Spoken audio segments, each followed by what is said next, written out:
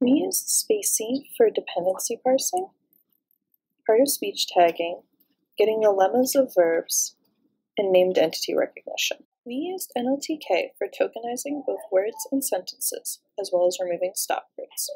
To create our question-asking program, we went through several steps.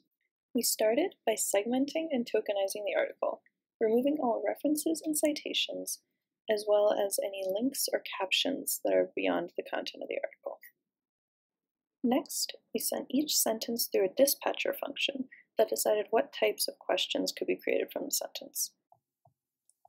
This was based on rules like, does the sentence contain the word because? Does the sentence contain a preposition or location? Or does the sentence contain a named entity? All possible question types were added to a list so that later we could create many questions from the same sentence. If none of these rules applied, we added a yes-no question to the list.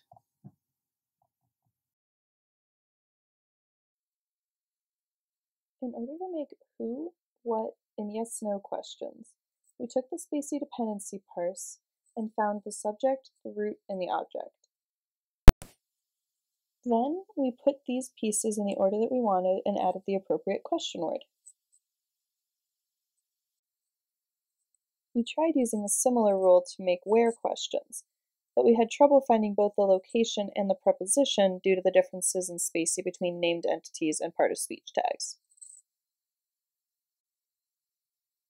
Why questions were made with why, followed by did, do, or does if there was no auxiliary verb. If there was an auxiliary verb, or the sentence root was a conjugation of to be, it was followed by the subject and the rest of the sentence slice, from after the root to the word because or the words due to.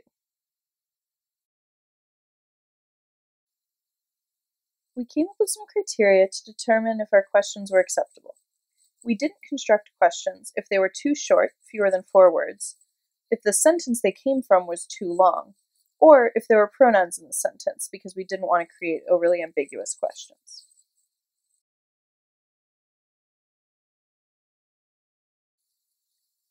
We started by classifying the question.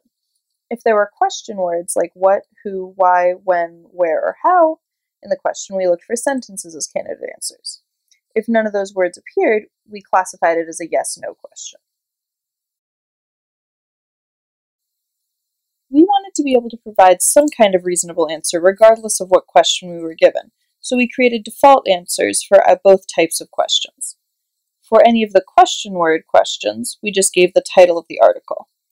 For a yes-no question, we defaulted to yes because we assumed that most questions would require a positive response.